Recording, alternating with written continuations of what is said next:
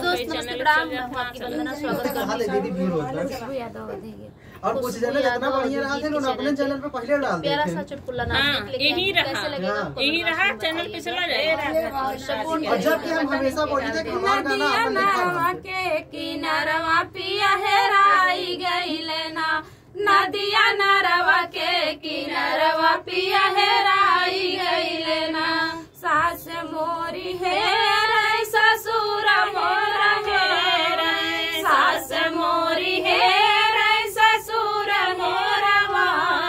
मोर नाना दिया गरी बड़ी मारली सुकिया, मोर नाना दिया गरी बैठी मारली मुसुकिया, मोर नाना दिया गरी, नदिया नरवा के किनारवा के हेराई गइले ना, नदिया नरवा के किनारवा पिया हेराई गइले ना, जेठ मोरा खो जाए जेठान खो जवा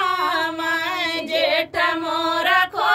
जाए जेठान खो जवा मैं, मोर नाना दिया गरी, मोर नाना दिया गरी बैठी मारले मुसुकिया, मोर नाना दिया गरी, नदिया नरवा के किनारवा पिया हेराई गइले ना,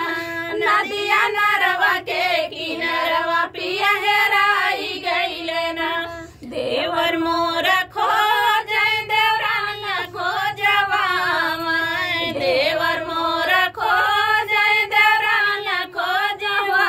मोर नाना दिया गरी, मोर नाना दिया गरी बैठी मारले मुसुकिया, मोर नाना दिया गरी बैठी मारले मुसुकिया, मोर नाना दिया गरी। तो फ्रेंड चुटकुला नाच गीत आप लोगों को कैसा लगा कमेंट बॉक्स में बताइएगा। फिर मिलते किसी नए गाने से, तब तक के लिए बाय बाय दोस्तों।